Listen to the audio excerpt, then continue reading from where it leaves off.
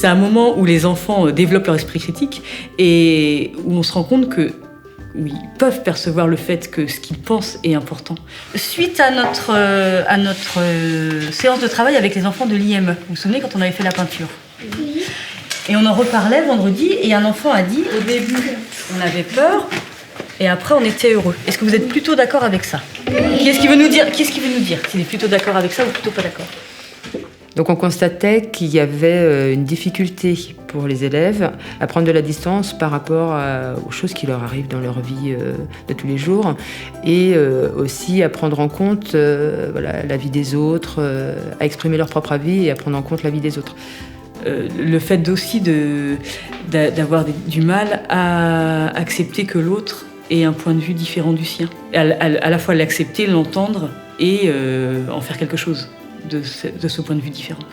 Je suis d'accord que tous les enfants ont un peu peur parce que ils avaient des problèmes aussi et ils étaient bizarres un peu. Et après, une fois qu'on les connaît bien, on n'a plus très peur. Moi, il n'a pas trop raison parce qu'ils sont pas bizarres comme ça. C'est juste qu'ils sont bizarres parce qu'ils avaient peur. En soi, ils sont pas bizarres comme ça tous les jours. Chacun prend la parole quand il a quelque chose à dire, donc ça se matérialise avec un objet qui peut être un bâton de parole. Nous, on prend souvent un objet de la classe.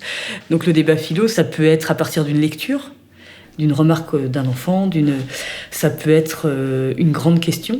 Voilà. Je trouve pas bizarre parce que s'ils sont bizarres, c'est qu'ils sont handicapés. Enfin, c'est normal qu'on les trouve bizarres. Tous les handicapés sont comme ça. Est-ce que c'est normal qu'on les trouve bizarres? Et en fait, c'est des gens comme nous, faut pas avoir peur, ils sont comme nous, ils font rien de mal. Et moi, j'ai plusieurs enfants qui étaient un peu mal à l'aise sur le fait d'interagir. Et les premières fois où ils sont intervenus, c'est par exemple en débat philo. Aussi surprenant que ça puisse paraître, parce que c'est des échanges qui peuvent paraître plus difficiles. Même le fait de discuter ensemble, de se rendre compte, tiens, moi à ce moment-là, j'ai pensé ça, mais lui il pense d'une autre manière. Et justement, c'est ça qui va nous intéresser.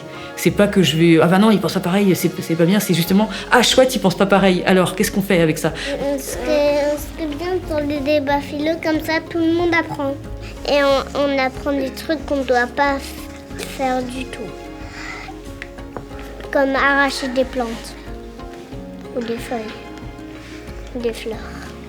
Alors pour les débats philo, il y a certes tout ce qui relève de la notion de débat et la prise en compte de soi de l'autre, mais aussi c'est permettre aux élèves, et de plus en plus en grandissant, de prendre de la distance par rapport aux situations qui les touchent directement, qu'ils vivent directement. Donc normalement de mieux les gérer ces situations-là.